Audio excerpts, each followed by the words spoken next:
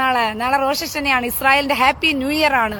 അതിന്റെ പകരമായിട്ട് ഇറാൻ കുറച്ച് ഓന പടക്കം ആകാശത്തിൽ നിന്ന് പൊട്ടിച്ചു. സാധാരണ എല്ലാവരും ന്യൂ ഇയറിനൊക്കെ പടക്കം പൊട്ടിക്കാറില്ലേ? ഇസ്രായേൽ പൊട്ടിച്ചില്ല. അതുകൊണ്ട് അവന്മാര് പൊട്ടിച്ച് ഇസ്രായേലിന് ഒരു സന്തോഷം പകർന്നങ്ങ് കൊടുത്തു. മനസ്സിലായോ? അപ്പൊ അതുകൊണ്ട് ഇസ്രായേലിന്റെ ഹാപ്പി ന്യൂ ഇയർ ഒക്കെ അടിച്ചു പൊളിച്ച് ഇസ്രായേൽ ആഘോഷിച്ചോളും. പക്ഷെ ഇറാന്റെ അണ്ടഘടാകങ്ങൾ തകർന്നു പോകുന്ന കാഴ്ചകൾ നാളെ ഇരുന്ന് മീഡിയ വണ്ണ് കരയേണ്ടി വരുമല്ലോ. മീഡിയ വണ്ണ് റെസ്റ്റ് കൊടുക്കത്തില്ലല്ലോ ഇവന്മാര്. അതാണ് എനിക്ക് മനസ്സിലാകാത്ത. മീഡിയ വണ്ണിന് ഒരു വിധത്തിലും റെസ്റ്റ് കൊടുക്കുന്നില്ല ഇവന്മാര്. മൻസൂറൊക്കെ ഈ രാത്രി ഇവരുടെ അവസാനമാവട്ടെ. പ്രാർത്ഥിയുടെ 1500 വർഷമായിട്ടും തള്ളാഹുവിന്റെ മുമ്പിൽ പോയി ഇതല്ലേ പ്രാർത്ഥിച്ചുകൊണ്ടിരിക്കുന്നേ. ആ തള്ളാഹു എന്ന് പറയുന്ന ഊളയ്ക്ക് കേൾക്കാൻ പാടില്ലായിരുന്നോ നീയൊക്കെ പ്രാർത്ഥിക്കുന്നത്? എടാ അവൻ ഊളയ്ക്കുണ്ടായവനല്ലേടാ. എടാ നല്ല തള്ളാഹുവാണെങ്കിൽ, നിന്റെ ദൈവമാണെങ്കിൽ നിങ്ങളുടെയൊക്കെ പ്രാർത്ഥന കേട്ടേനെയായിരുന്നു. ഇത് നിങ്ങളെ ചൊറിയാൻ വിടും, അടിവേടിക്കും. ചൊറിയാൻ വിടും, അടിവേടിക്കും. നിങ്ങളെ ചൊറിയാൻ വിടും, അടിവേടിക്കും. ഇതൊരു രീതിയായി മാറിയില്ലേ? ഈ രാത്രി ഇവളെ കർത്താവിന്റെ അടുത്ത് വിടും. ആഹാ, എന്ത് നല്ല ആഗ്രഹം. എന്തായാലും ഗൂറിയായിട്ട് വിടത്തില്ല നീ പറഞ്ഞ ഭാഗ്യമായി പോയി. തള്ളാവി ചത്ത് മണ്ണടഞ്ഞിരിക്കുവാ, പിന്നെ എങ്ങനെ പ്രാർത്ഥന കേൾക്കാനാ? ആൽഫിൻ ആന്റണി മീഡിയ വൺ അമ്മന്റെ ചാനലാണ് ചേച്ചി. അതാ പറഞ്ഞു, അമ്മന്റെ ചാനലുകാർക്ക് ഈ മോങ്ങാൻ മാത്രമേ അവസരമുള്ളൂ.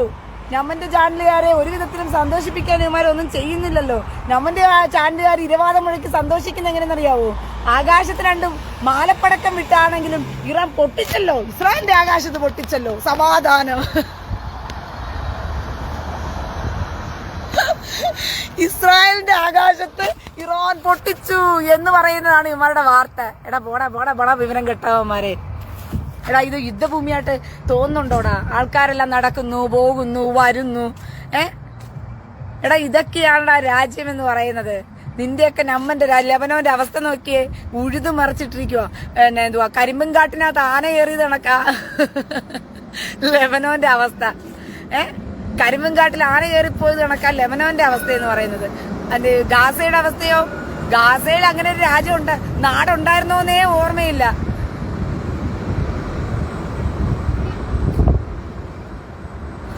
ഇബ്രാഹിം കാൽനടയോ? ഓ നീ കാൽനടയിലാണോ പോകുന്നത്? ഇബ്രാഹിം കാലിനിടയിലെന്ന്. ഇബ്രാഹിം കാലിനിടയിൽ. ആരുടെ കാലിനിടയിൽ? ഉമ്മാന്റെ കാലിനിടയിലാണോ? ഇബ്രാഹിം കാലിനിടയില്, ഉമ്മയുടെ കാലിന്റെ ഇടയിലെന്ന് ഇബ്രാഹിം. എന്തുവനെ? നോളയുടെ പുലരി നിന്റെ മരണ വാർത്ത കേൾക്കും. ഓ ഭയങ്കരം. പറഞ്ഞു വിടടാ നിന്റെ ഊള തള്ളാകുവിനെയും അവന്റെ കൂട്ടരെയും. നാളെ നീ ലൈവ് വന്ന നീ എന്ത് ചെയ്യും?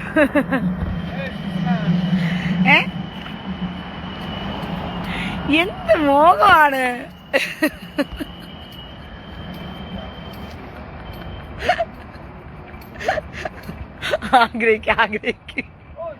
ആഗ്രഹങ്ങൾക്കൊന്നും നമ്മൾ തടസ്സം നിൽക്കാൻ പാടില്ല സഹോദരങ്ങളെ. ആ കുഞ്ഞൊന്ന് ആഗ്രഹിക്കും മോനെ, ആഗ്രഹിക്ക്. നിന്റെ ആഗ്രഹങ്ങൾക്കൊന്നും തടസ്സം നിൽക്കാൻ പാടില്ലല്ലോ.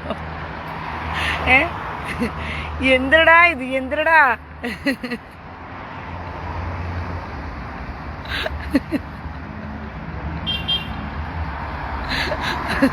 ഇങ്ങനെയൊക്കെ പറയാമോ? അതെ പോട്ട് മക്കളെ, അവർ ആഗ്രഹിക്കല്ലേ.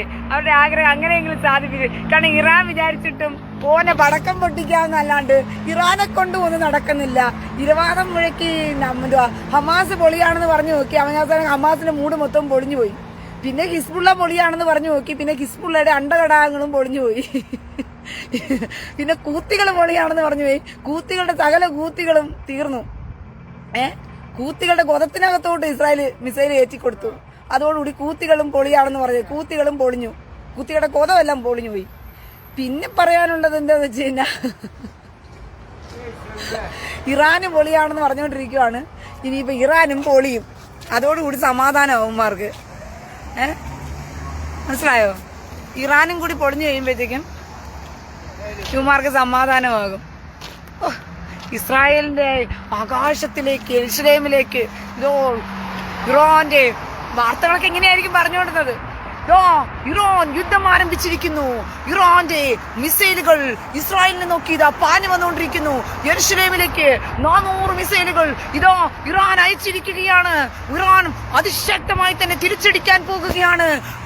നോക്കിക്കോ, ഇങ്ങനെയൊക്കെ ആയിരിക്കും വാർത്തകൾ അടിച്ചു വിട്ടത്.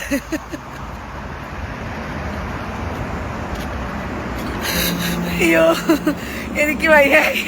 ഒരു മിനിറ്റ്, ഒരു കോള് വരുന്നുണ്ട്.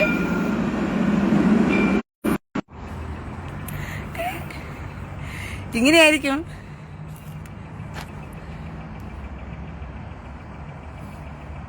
സജീർ കോച്ചിക്കാരൻ ആദ്യം നിന്റെ ഉമ്മാനെ വീട്ടിലോട്ട് കയറ്റി, ചിലപ്പോൾ നിന്റെ ഉമ്മാടെ കൊതത്തിലോട്ട് മിസൈൽ ചിലപ്പോൾ ഇസ്രായേൽ എന്ത് ചെയ്യും, ഇറാൻ കയറ്റിവിടും. കാരണം അവന് ഇറാന്റെ മിസൈല് ഇപ്പൊ ദിശ തെറ്റി പോവുകയാണെന്ന് പറയുന്ന കേട്ട്, ഇസ്രായേലിലേക്ക് വിടുന്നു എന്നൊക്കെ പറയുന്ന കേട്ട് ഇപ്പൊ അത് കേരളത്തിലോട്ട് വരാൻ സാധ്യത ഉണ്ടെന്നാ പറയുന്നത് കേട്ടത്. അതുകൊണ്ട് എത്രയും പെട്ടെന്ന് വീട്ടിൽ ഉമ്മേനെ കയറ്റിക്കോ. ചില ഉമ്മയുടെ കൊതത്തിനകത്തോട്ട് കയറിയിരിക്കും ഇറാൻ വിടുന്ന മിസൈല്. കേട്ടോ?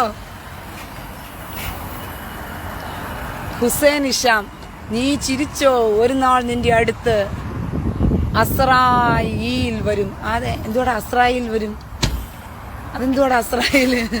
പുതിയ ആരെങ്കിലും ഉണ്ടോ?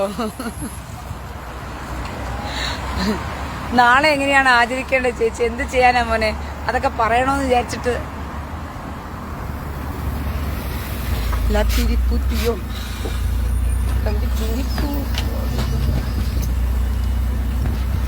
תראי מטה פה, תראי פה. מה זה, לאוטו לרכבת? כן, כן, כן. עם ישראל.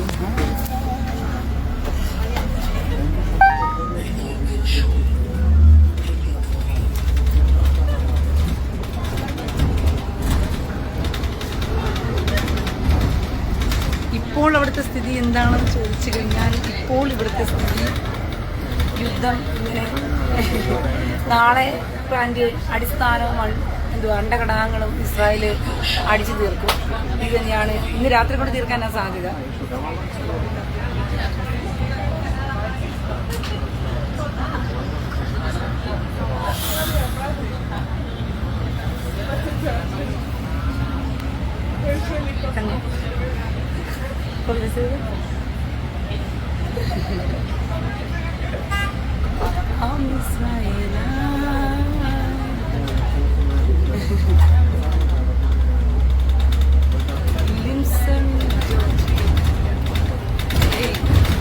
ഇവിടെ പേടിക്കേണ്ട കാര്യമൊന്നുമില്ല. ഒരു മിനിറ്റ്.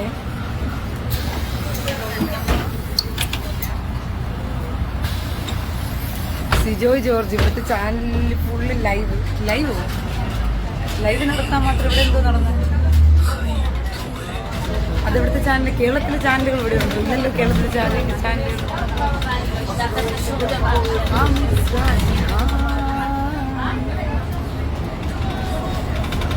ഒരു മിനിറ്റ്, ഞാൻ ബസ്സിലായതുകൊണ്ടാണ്.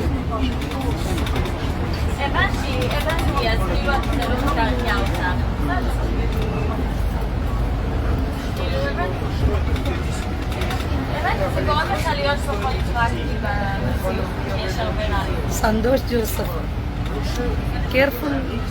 ഇവിടെ യൂത്ത് കെ വൗക്കെ എന്ന് പറയുന്ന സർവശക്തന്റെ നാടാണ്. ഇതൊക്കെ കർത്താവിന്റെ വചനത്തിൽ മുന്നേ പറഞ്ഞിട്ടുണ്ട് ഇങ്ങനെയൊക്കെ സംഭവിക്കുന്നത്. അതിൻ്റെ ഒരു ഭാഗമായതുകൊണ്ട് ഒരു കാരണത്താലും പേടിക്കേണ്ട കാര്യം ഇവിടെ വരുന്നില്ല. അതിന് നാളെ ഇറാനും സ്വാഗതം. ഇറാനെയും മണ്ണിട്ട് മൂടാം നമുക്ക് നാളെ.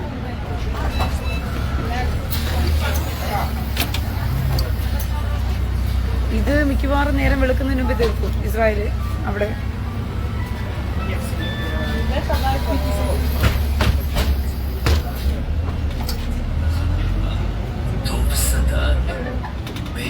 കൃഷ്ണകുമാർ കേരളത്തിലെ വീഡിയോകളിലാണല്ലേ? അതങ്ങനെയാണല്ലോ പൊതുവെ. കേരളമാണല്ലോ യുദ്ധം ആസ്വദിക്കുന്നത്.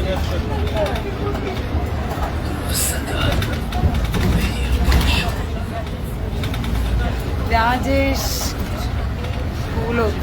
സിസ്റ്റർ പ്ലീസ്, എന്തെങ്കിലും പ്രശ്നം അവിടെ